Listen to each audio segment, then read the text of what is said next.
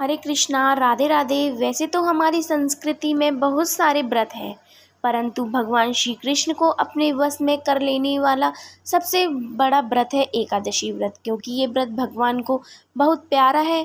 वैसे तो प्रत्येक वर्ष में 24 एकादशी होती है, लेकिन जब अधिक मास होता है तो 2 एकादशी बढ़ जाती हैं और ये 26 हो जाती हैं।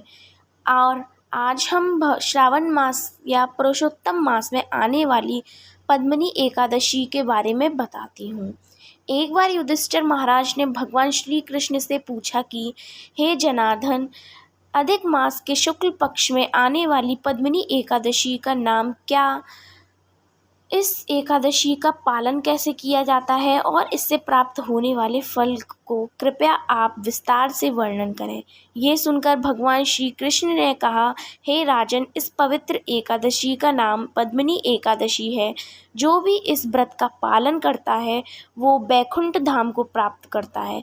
इसके पालन से सभी कष्टों का नाश होता है। हे राजन, एकादशी के दिन प्रातःकाल उठकर स्नान करना चाहिए। भगवान को चंदन, धूप, इत्र आदि करना चाहिए। भगवान के नाम का भजन करना चाहिए और किसी प्रकार के व्यर्थ कार्य नहीं करना चाहिए और व्यर्थ बातें भी नहीं करना चाहिए। दिन भर भगवान के नाम का जप करना चाहिए।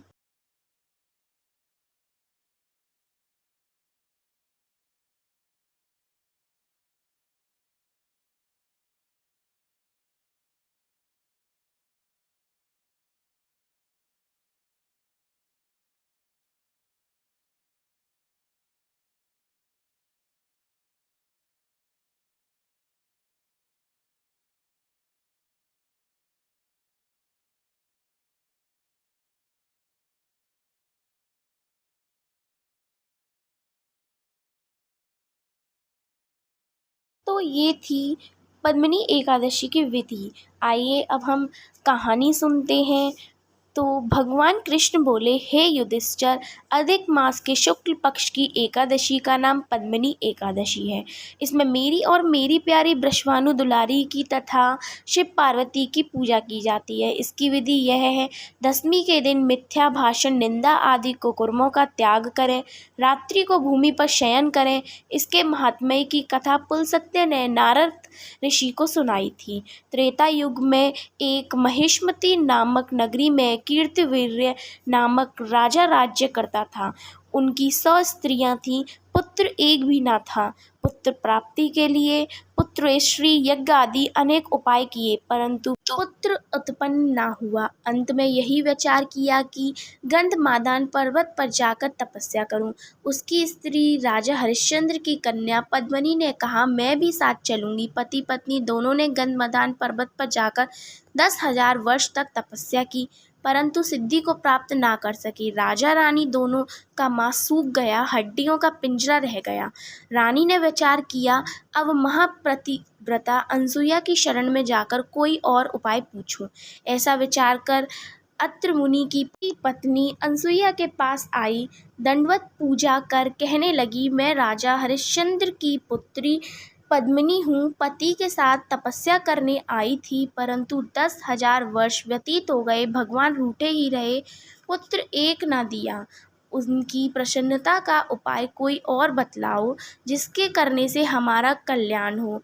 पतिव्रत परायणा पति अनुगामिनी रानी पद्मिनी की बात सुनकर अनसुईया ने प्रसन्नता पूर्वक उत्तर दिया, अधिक मल मास जो 32 महीने पर आता है, उसके शुक्ल पक्ष की एकादशी का विधि पूर्वक व्रत करो।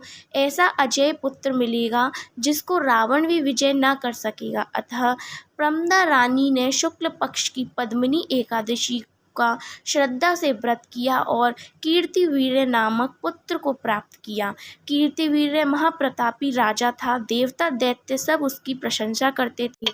रावण जैसों का विजय कर उसने अपनी जेल में बंद कर दिया था। पुलस्त्य मुनि के कहने से उसे छोड़ दिया था। जो मनुष्य उस विधि से भक्त भक्ति पूर्वक मलमास के शुक्ल पक्ष की पद्मिनी एकादशी का व्रत करते हैं वे धन्य हैं तथा जो संपूर्ण कथा को पढ़ेंगे वे विष्णु लोक को जाएंगे।